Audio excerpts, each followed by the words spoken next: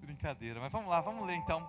1 Samuel capítulo 14, versículo 6 fala assim: E Jonatas disse a seu escudeiro: Vamos ao destacamento daqueles incircuncisos.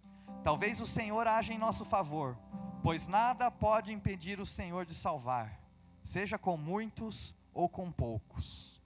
Tá, então hoje eu quero, a gente vai falar um pouco sobre um princípio que eu chamo de princípio meio a meio, né? Princípio 50-50. É um princípio que tem me ajudado muito na minha vida, tem me ajudado muito dentro da minha casa, tem me ajudado muito como amigo, tem me ajudado muito como pai, né? E talvez esse princípio vai te libertar hoje de algumas áreas que talvez possam estar te aprisionando, né? Eu me considero um cara novo, né? Não me considero um cara velho, mas já estou com alguns cabelos brancos nascendo, né? É um fio ou outro aqui que fica bem aparente. Minha esposa Nicole, né? Ela, quando vê o fio branco saindo, ela quer arrancar. Ela quer arrancar o fio da cabeça, o fio da barba, né? Não sei se sua esposa é assim também, né? Quando começou a nascer os primeiros fios brancos, ela queria arrancar, né? Já o pastor Elvio, se a gente arrancar ali, vai ficar sem cabelo, né, pastor Elvio? Não tem mais como. Mas eu falo assim, amor, deixa esses fios de cabelo branco aqui, porque quero mostrar que eu sou mais experiente, né? Que eu estou ficando mais experiente agora, né? Ficando mais velho, né? Japonês engana a idade, né? Então, mas, né? Durante esses meus 37 anos de vida, posso dizer para vocês que eu nunca estive menos certo do que eu estou hoje, com menos certeza do que eu tenho hoje, mas ao mesmo tempo, eu nunca estive mais confiante do que eu estou hoje. As duas coisas ao mesmo tempo, né? E quando é estranho, mas quando a gente abre mão da nossa necessidade de ter certeza de algo, né? Parece que você ganha uma confiança que ela independe da circunstância que a gente está vivendo, né? E a passagem que a gente leu agora é uma passagem que eu gosto muito, né? E traz esse personagem para nós da Bíblia, que é Jonatas, né? Não sei se vocês já ouviram falar sobre Jonatas. Jonatas, ele era filho do rei Saul, né? Então era aquele que consequentemente seria o herdeiro do trono, né? Mas ele também foi melhor amigo de um cara muito conhecido, foi Davi, né? E Jonatas, então, ele entendeu o chamado que estava sobre a vida de Davi, né? E Jonatas foi um amigo fiel de Davi até o final do trono, né? E para mim, uma das coisas que mais revela como realmente existia um propósito, né, de Davi assumir o trono, foi como Jonatas recebeu isso, né? Que Jonatas pensa, você tem direito a uma herança, você tem direito ao trono, a ser herdeiro do trono, e você abre mão disso no seu coração, não só abre mão disso em termos de coisas práticas, mas Jonatas, desde o primeiro momento que ele viu essa promessa de Deus sobre a vida de Davi, ele reconheceu que existia algo sobre a vida de Davi, e ele então abria mão desse chamado, entendendo que existia algo de Deus na vida de Davi. Jonatas foi um amigo fiel. Quantos, né, será que teriam um amigo assim? Ou quantos seriam um amigo assim para outra pessoa também? Né, e falando um pouco sobre fé, que é o que a gente vai ver que acontece nesse texto aqui, né, eu vejo que hoje em dia a gente tem um problema. Tudo dentro da igreja a gente quer botar dentro de uma fórmula. Então, a gente quer que A mais B dê C. A gente quer que 1 mais 1 seja 2. Né? E tudo dentro da igreja, tudo dentro do cristianismo, a gente quer que se encaixe dentro desse padrão. Né? E muitas vezes, eu vejo que existe uma dificuldade para a gente encarar a vida, a gente encarar as coisas que acontecem, até mesmo do cristianismo, quando 1 mais 1 não dá 2. A fórmula que a gente montou na nossa cabeça em relação a Deus. Então talvez a sua fórmula seja, eu vou dar aqui minha oferta e Deus vai cuidar da minha saúde, de repente você fica doente. 1 mais 1 não deu 2. Eu vou servir aqui na igreja e Deus vai me dar uma promoção no meu emprego. E aí de repente você é mandado embora do emprego. 1 mais 1 não deu 2. Então a gente cria fórmulas e a gente espera que essas fórmulas dêem o resultado que a gente conhece. Então quando a gente fala sobre fé, a gente acha, eu vou ter fé e as coisas, elas vão acontecer na minha vida. As coisas vão começar a dar certo na minha vida. Né? E é engraçado quando a vida, ela começa a desafiar essas fórmulas que a gente montou. Como se Deus quisesse trabalhar algo no nosso coração, algo no nosso entendimento, e parece que tudo entra em colapso com o peso da vida real, com o peso das contas a pagar, com o peso de um relatório médico. Né? E com tudo isso, então, eu entendo que a gente precisa de uma fé que ela possa lidar com uma certa ambiguidade, que ela possa lidar com um certo nível de ambiguidade. Uma fé que ela vai ser paciente, mesmo em meio ao mistério. Uma fé que não seja dependente dos meus planos para que essa fé possa prevalecer. Eu preciso de um tipo de fé que ela pode ficar de pé mesmo quando as piores coisas estiverem acontecendo na minha vida. A gente precisa de um tipo de fé que pode brilhar quando tudo parece escuro. A gente precisa de um tipo de fé que se mantenha nas nossas vidas mesmo nas piores temporadas. A gente tem que estabelecer esse nível de fé.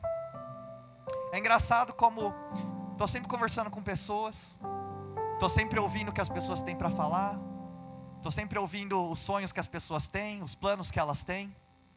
E é muito engraçado que quando uma pessoa ela toma uma decisão, né, e depois a decisão dela dá errado, a primeira pessoa que ela começa a culpar é Deus.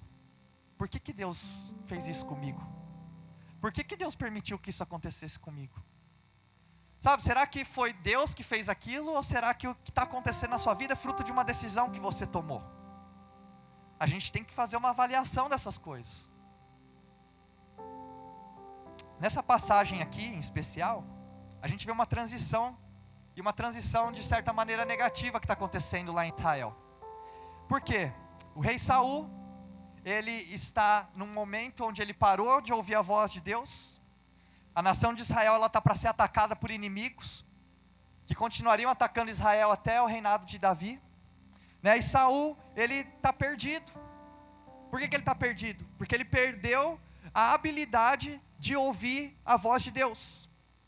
E quando então Saul ele perde a habilidade de ouvir a voz de Deus, ele começa a tentar manipular Deus para as coisas que ele quer. Então ele não tem mais um Deus que é soberano, ele tem um Deus, não mais um Deus a quem ele serve, mas um Deus que serve a ele, as vontades dele e aos planos que ele tem para o reino. Então quando a gente perde essa habilidade de ouvir a voz de Deus, a gente começa a desperdiçar energia, a gente começa a desperdiçar recursos, a gente começa a desperdiçar preocupações em situações que Deus nem queria que tivesse a nossa atenção. E eu vejo que muitos de nós aqui hoje em dia, a gente vem para a igreja com a intenção de manipular Deus. Sabe, você vem para cá porque você precisa de uma proteção, porque você precisa de alguém que cuide das suas coisas, você quer manipular Deus porque você tem um sonho e um plano, e você acredita que se você estiver aqui na igreja, Deus vai te ajudar a seguir esse plano, porque você acredita que foi Deus que colocou esse sonho no seu coração. Você acredita que Deus vai te colocar naquela posição, se você for fiel a Deus, se você for um dizimista fiel, se você for uma pessoa que não peca. Então parece que a gente vive num ambiente de manipulação, onde existe uma troca com Deus. Deus, eu vou parar de fazer isso daqui que eu estou fazendo, porque eu sei que o Senhor vai me dar isso daqui em troca. Será que sua mente ela funciona meio assim? Você está se conhecendo nisso que eu estou falando? Talvez não é algo que você faz intencionalmente, mas talvez está subliminar dentro de você. Você acha que porque você está fazendo algo para Deus, você merece algo de Deus em troca também. Então você está o tempo inteiro como Saul, tentando manipular Deus. E é engraçado porque esses dias até estava falando do Renato, a gente está fazendo start juntos aqui, né? Aí ele me fez uma pergunta. Ele me perguntou assim: como que você sabe quando é Deus que está falando com você? Ele só vem com pergunta difícil, meus irmãos.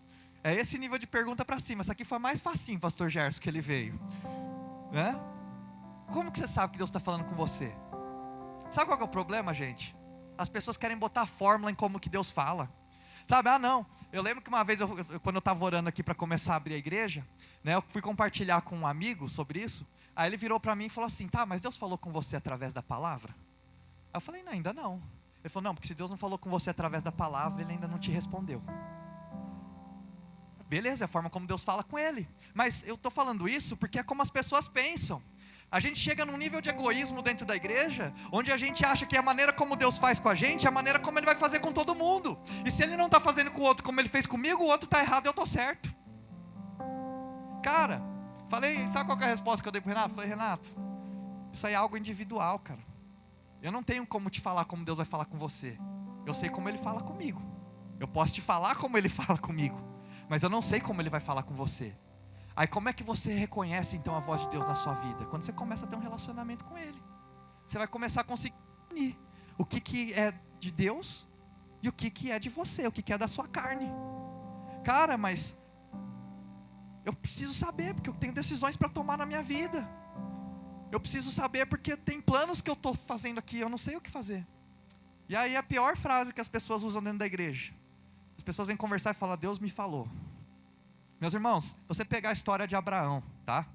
Abraão, né, viveu, não lembro quantos anos agora, mas foi muitos anos, tá? E sabe quantas vezes Deus falou com Abraão na vida dele? Foram 4 vezes em toda a vida de Abraão, né? Mas tem gente que Deus fala toda semana.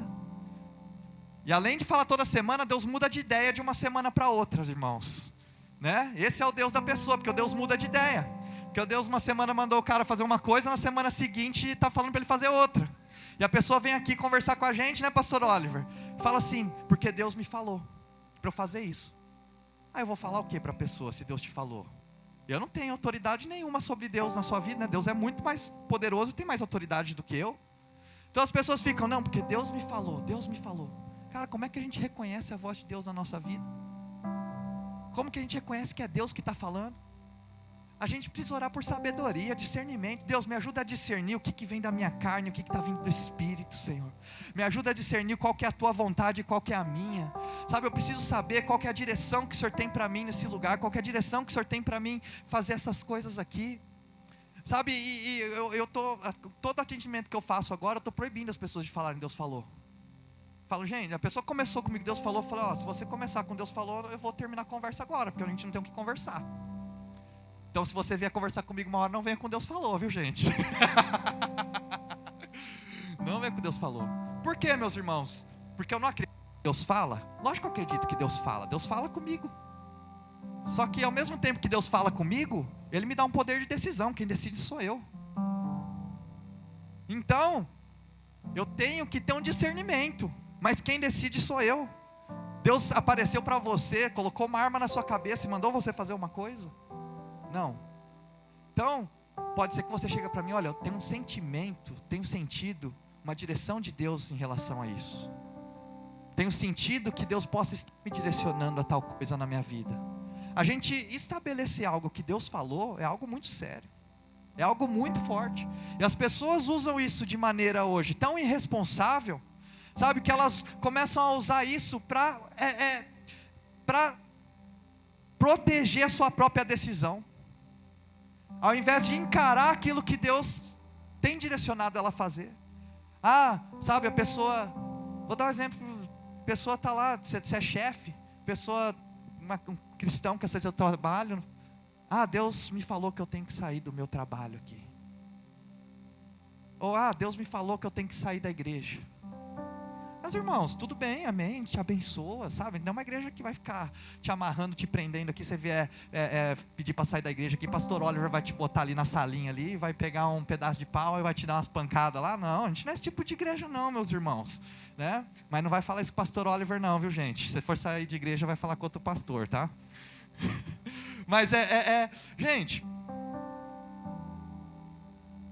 Deus falou, não, cara, você está sentindo, sabe, acredito que Deus possa estar te direcionando a sair da igreja, amém, glória a Deus por isso, mas talvez possa ser algo da sua carne, que você está com medo de encarar essa decisão, de você encarar que é uma decisão que você está tomando, você não tem coragem de falar, essa é uma decisão minha, eu estou tomando essa decisão aqui, eu estou sentindo de Deus, mas é uma decisão minha. As pessoas hoje têm medo de falar sobre a própria decisão, as pessoas têm medo de assumir suas próprias decisões, e começam a falar tudo Deus. Porque Deus, porque Deus, porque Deus, porque Deus. Depois dá errado, porque Deus. Será que foi Deus que falou mesmo? Você que fez o que você queria e você falou que Deus falou com você e agora as coisas estão dando errado, você quer culpar Deus de uma decisão que foi sua? Não é verdade? É 50-50, meus irmãos. Deus fala, mas você decide. Deus deu esse poder para nós. Deus te deu um poder de decisão. Deus te deu uma autoridade de decidir as coisas. Sabe, a gente tem que ter um discernimento, tem que ter uma escolha, lógico. Mas cara, Deus fala e a gente escolhe. E aí continua. Fala, certo dia, Jonatas, o filho de Saul, disse ao seu jovem escudeiro: vamos ao destacamento filisteu do outro lado. Ele, porém, não contou isso a seu pai. Saul estava sentado debaixo de uma romanceira na fronteira de Gibeá e Migron. Com ele estavam 600 soldados. E em cada lado do desfiladeiro que Jonatas pretendia atravessar para chegar ao destacamento dos filisteus, havia um penhasco íngreme. O nome dos penhascos se chamavam Mosés e o outro Sené. Então Mosés significa escorregadio, Sené significa espinhoso, né? Quem foi que falou para você que seria fácil seguir a vontade de Deus? Quem foi que prometeu para você que você ia seguir Deus e que tudo ia dar certo na sua vida? Quem foi? Esses dias eu estava lendo um livro e ele fez uma pergunta que parece que entrou lá no fundo do meu coração, assim. Sabe o que ele perguntou para mim, Eric? Que aquele livro perguntou, que Deus falou comigo? Ele falou assim: qual foi a promessa de Deus? Qual realmente foi a promessa que Deus fez para nós? Porque tem muita gente que está cobrando de Deus coisas que Ele nunca prometeu. Talvez você tenha vivido a sua vida cobrando de Deus coisas que Ele nunca prometeu. Ah, Deus me prometeu felicidade. Cara, não sei onde é que está escrito isso. Deus me prometeu que eu não sofreria. Eu não sei onde é que está escrito isso. Deus me prometeu que eu não passaria dificuldades. Não sei onde é que está escrito isso. Deus me prometeu que daria tudo certo. Não sei onde é que está escrito isso. Deus prometeu que eu nunca ficaria doente. Não sei onde é que está escrito isso. Deus prometeu que eu morreria depois dos meus filhos. Não sei onde é que está escrito isso. Então tem muita gente que está vivendo o evangelho hoje e está cobrando de Deus promessas que Deus nunca fez. Tem uma promessa que Deus fez para todos nós. Promessa de que Jesus veio, Ele pagou o preço pelos nossos pecados, e nós temos acesso a um relacionamento com Deus e a vida eterna. Se é essa promessa que você está cobrando a Deus, essa promessa você pode cobrar. Qualquer outra promessa que você está cobrando de Deus, você tem que refletir se realmente é uma promessa que está escrito. Foi algo que Ele prometeu para nós. Porque a gente é muito bom de cobrar promessas de Deus, não é? Deus de aliança, Deus de promessa. Mas qual é a promessa que realmente Ele fez? Qual é a promessa que realmente Ele nos deixou? Ele fez uma promessa para Abraão. Ele fez uma promessa para Noé. Ele fez uma promessa para Davi.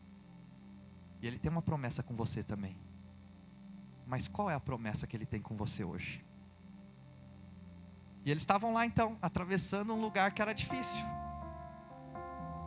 E só porque o lugar é difícil, não quer dizer que o lugar não é certo.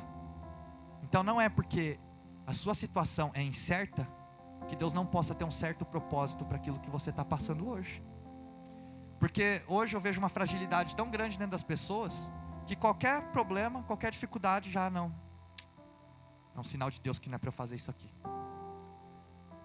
Teve uma coisinha que eu não concordo. É um sinal de Deus que é para eu ir para outro lugar. Ah, não recebi uma promoção no meu emprego em 3 meses. É um sinal de que é para eu procurar outro emprego. Ah, porque meu casamento, minha esposa era assim, eu achava que ela era assado. Sinal para eu divorciar com a minha esposa. Ah, meu filho teve um problema lá na escola, sinal que é para eu mudar ele de escola. Deus está falando que é para eu mudar ele de escola. Então hoje parece que qualquer problema, qualquer dificuldade, qualquer coisa ruim que acontece, ah, Deus está falando comigo. Deus está falando comigo. É para eu fazer isso, é para eu fazer aquilo. Meus irmãos, que Deus que é esse que está falando com você? Porque o Deus que fala em qualquer problema, que é para você sair e mudar de lugar, esse Deus não é o Deus que está na Bíblia. Esse Deus aí tem outro nome, o nome dele é Satanás. Porque é ele que quer usar as tempestades para tirar você da promessa que Deus tem para a sua vida, para a sua família, para os caminhos e propósitos que Ele tem para você. Então, a gente tem que começar a rever como Deus fala comigo. Sabe, eu falo, ao mesmo tempo que quando a gente está ensinando alguém num discipulado, num start, como eu estou fazendo com o Renato, eu também aprendo, porque a pergunta que ele fez me confrontou. Como que Deus fala comigo? Como que eu sei que é Deus que está falando comigo? Como que eu consigo reconhecer? Porque eu preciso de uma direção de Deus para a decisão que eu vou tomar. Eu preciso de uma direção de Deus para a minha família. Eu preciso de uma direção de Deus para o meu futuro. E como eu tenho conversado com pessoas que estão aqui em processo de transição e decisões importantes a serem tomadas. Sabe, aqui a gente é diferente, porque a gente não fala, faz isso, faz aquilo. Aqui a única coisa que eu falo é, olha, o que eu penso é isso, né? Então, outro dia eu estava conversando com o pastor Jean aqui. O pastor Jean estava pensando se pegava um trabalho, se pegava outro. Falei assim, olha, tudo que você trouxe aqui para mim foi circunstancial. A única coisa que eu te digo é, decida por propósito para você não se arrepender depois. Como que a gente sabe que é Deus que está falando? com a gente, cara. Porque quando Saul perdeu essa habilidade de ouvir a voz de Deus, tudo começou a desabar na vida dele. Deus, eu não quero perder essa habilidade de ouvir o que o Senhor fala comigo. Eu não quero perder a habilidade de ouvir e ter a direção daquilo que o Senhor traz. E aí então, eles estão lá, vem esse penhasco aí escorregadio, espinhoso. Aí continua no versículo 5 e 6. Havia um penhasco ao norte, né, que eu falei aqui, incircuncisos. Aí Jonatas disse a seu escudeiro: vamos ao destacamento daqueles incircuncisos. Talvez o Senhor haja em nosso favor, pois nada pode impedir o Senhor de salvar com muitos ou com poucos. E essa palavra aqui me chamou a atenção, meus irmãos. Desligou aí o telão, né? Essa palavra aqui me chama a atenção. E essa palavra aqui me dá esperança. Qual palavra, pastor? A palavra vamos? Qual palavra, Senhor? Ou pastor? A palavra que o Senhor vai impedir? Sabe qual palavra que me dá esperança aqui nesse texto? Talvez. Talvez o Senhor estará conosco. Cara, eu agradeço porque Deus colocou essa pequena palavra na sua palavra. Porque fala que não somente nada pode se esconder ao Senhor, mas essa pequena palavra que fala talvez. Talvez me dá esperança. Me dá esperança nas minhas inseguranças. Talvez me dá esperança nas impossibilidades e nas incertezas. Essa palavra talvez me dá esperança de saber que algumas vezes, mesmo em meio ao progresso da minha vida, mesmo em meio a quando eu estou vivendo a vontade de Deus na minha vida, haverá momentos em que eu vou ter grande fé e momentos em que eu vou ter medo. E ele continua, disse a seu escudeiro: faze tudo o que tiveres em mente, eu irei contigo. Jonatas disse: venha, vamos atravessar na direção dos soldados e deixaremos que nos avistem. Então ele estava aqui com o escudeiro dele. E eles começam então a tentar encorajar o outro com essa ideia muito louca. Porque o rei Saul está lá embaixo de uma árvore. O povo está todo escondido na floresta e nas cavernas. Os soldados estão com o rei Saul. Jonatas está lá sozinho com o escudeiro dele, vendo um exército inteiro ali para invadir eles. E ele começa então a ter uma ideia muito louca.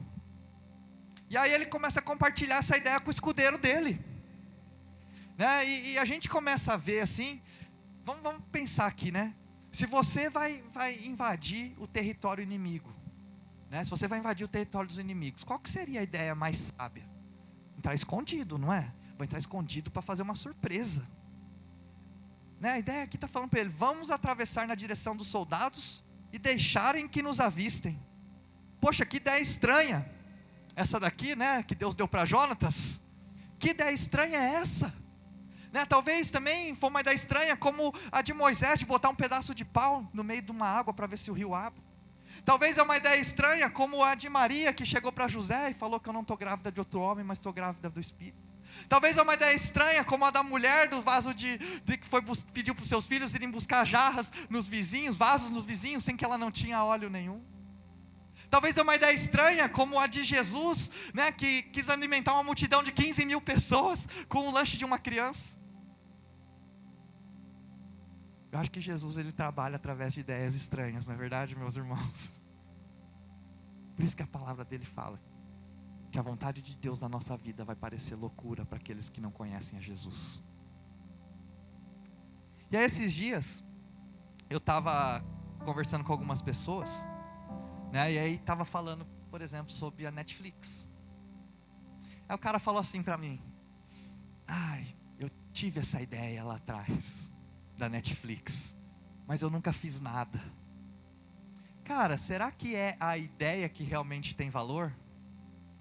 Ou será que o que tem valor é a coragem de a gente agir em cima da ideia?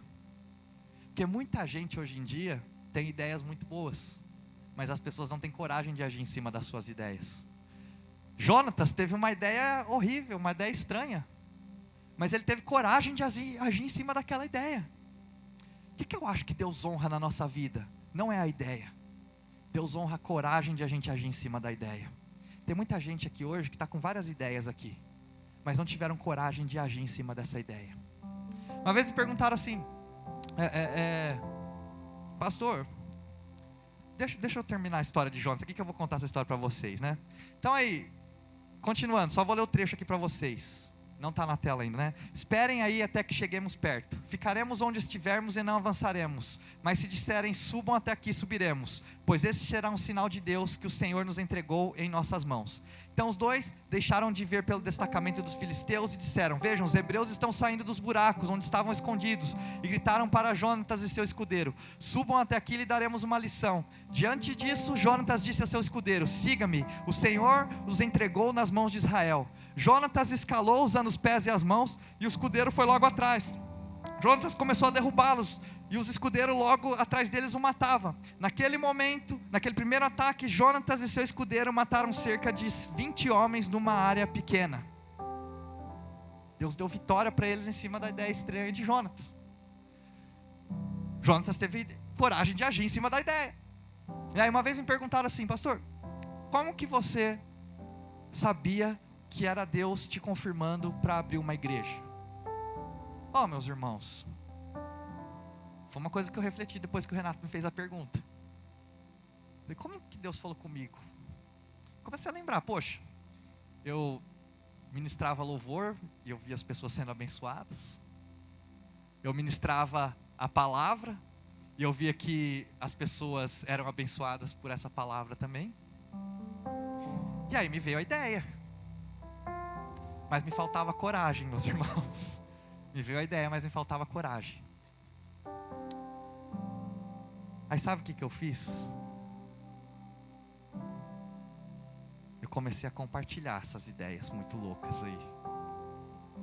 E aí, olha só que interessante. Vou terminar essa história já. Entre os quais Aias, né? Esse é o trecho lá em 14:3 de 1 Samuel. Entre os quais Aias levava o colete sacerdotal. Aí tem um monte de nome estranho aqui.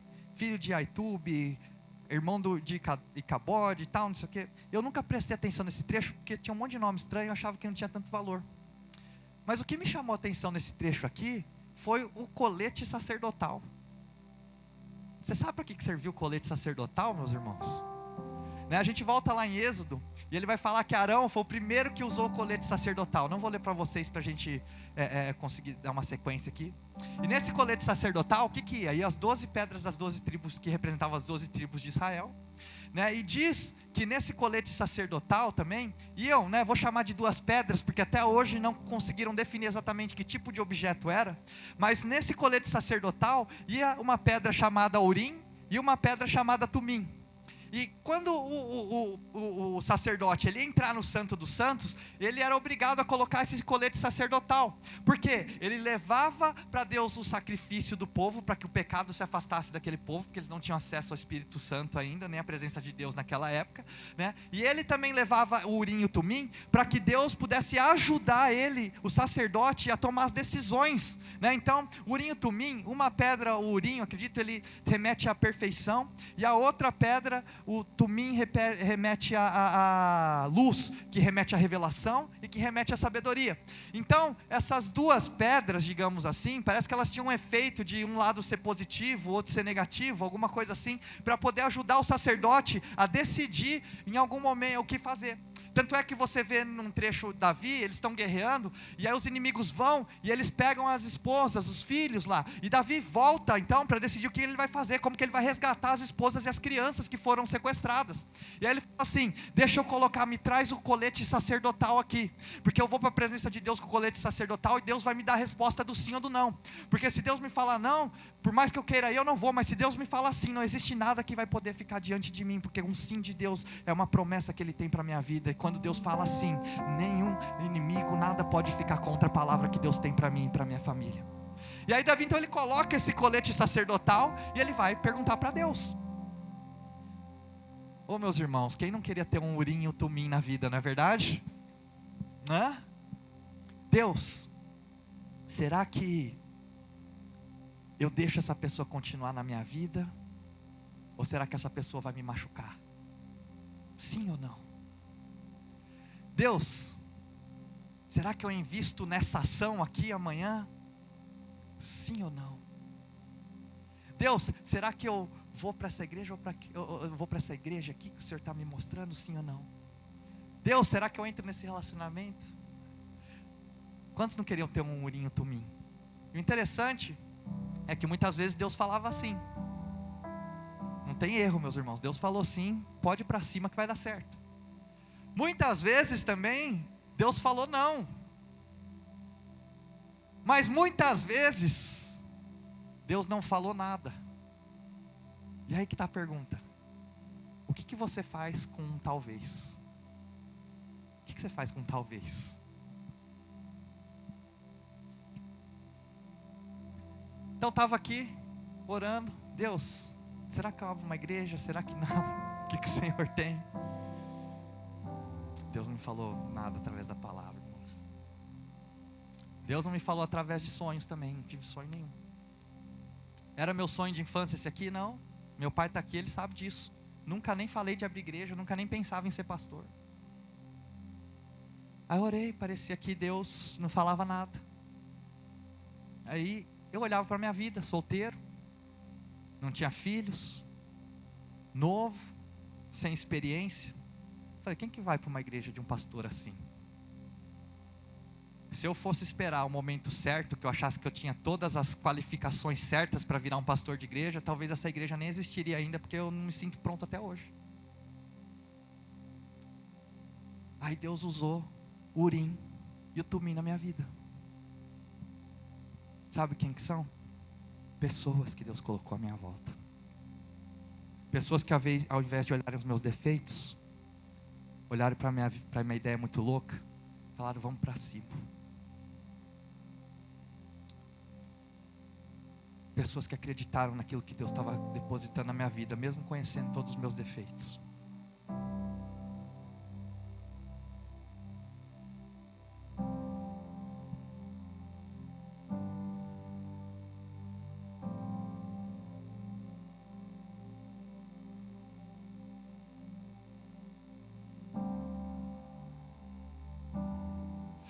Quem tem sido Urim e Tumim na sua vida, meu irmão?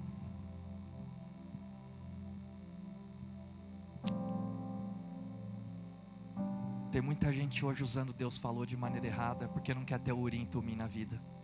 Porque mesmo se tivesse Urim e Tumim na vida, não teria fé e coragem o suficiente de agir diante de um sim de Deus.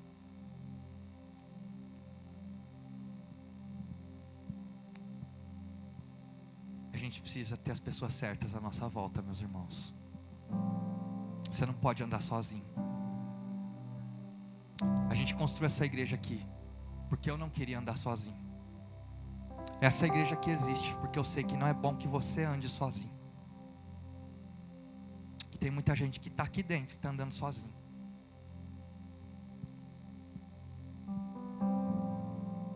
E aí você vai chegar para nós aqui e vai falar, Deus falou.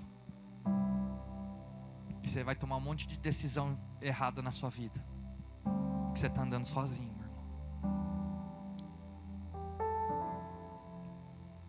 Ter pessoas certas na sua vida é ter pessoas que vão olhar para uma ideia sua muito louca, que não tem nada a ver, e vão falar, vamos, porque eu sei que é de Deus.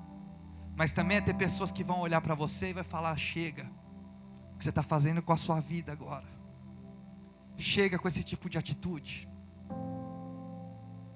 Tem alguém com autoridade de falar isso para você hoje na sua vida? Se não tem, você está andando sozinho. Garanto para você, meus irmãos, hoje a gente não tem mais essas pedras, mas a gente tem pessoas preciosas que Deus tem colocado à nossa volta. A gente está aqui esse ano, estamos há 7 anos orando que Deus nos ensina como construir, sabe, isso que tem dado tanta saúde para a minha vida e para a vida de outras pessoas. Eu e o pastor Oliver está aqui, a gente tem sonhado com esse trabalho há anos, a gente tem tentado há muitos anos. E Deus deu para nós essa visão desse trabalho de grupo de discipulado. Como que tem feito bem para mim isso aqui? E como que faz bem para mim poder olhar para outras pessoas aqui e ver como elas têm crescido e tomado decisões. Sabe, estou olhando a Laura aqui agora, o Laura e o Zé estão no meu grupo de discipulado. Essa semana estamos para conversar a transformação que Deus tem feito na vida deles. Com uma decisão estranha que o Zé teve. de largar um emprego que ele estava há 10 anos fazendo.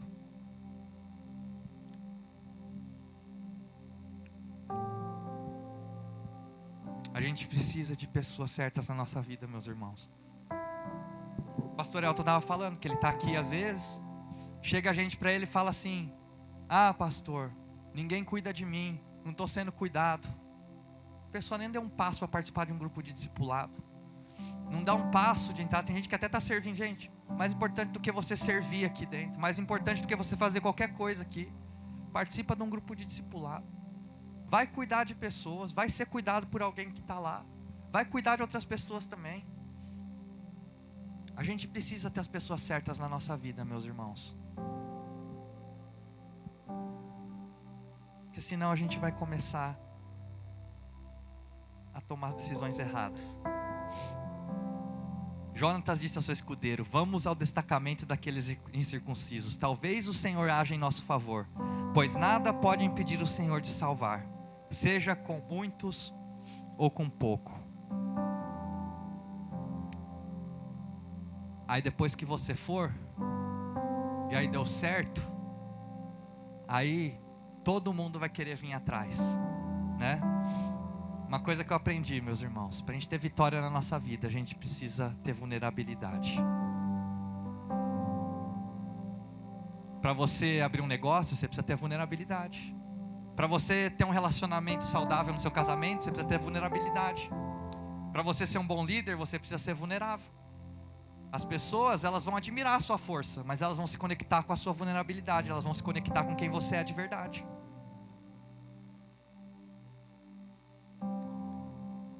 Então chega, sabe, de a gente ser uma igreja onde todo mundo vem aqui, coloca máscaras, mostra que é forte, mostra que é espiritual.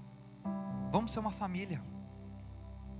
Vai ser família, vai participar de um grupo discipulado, vai ser vulnerável, mostra quem você é de verdade, vai receber um amor que você merece de verdade. Um amor não pelas coisas que você tem, mas por quem você é, por quem Deus tem colocado no seu coração. Amém? Se coloca de pé no seu lugar.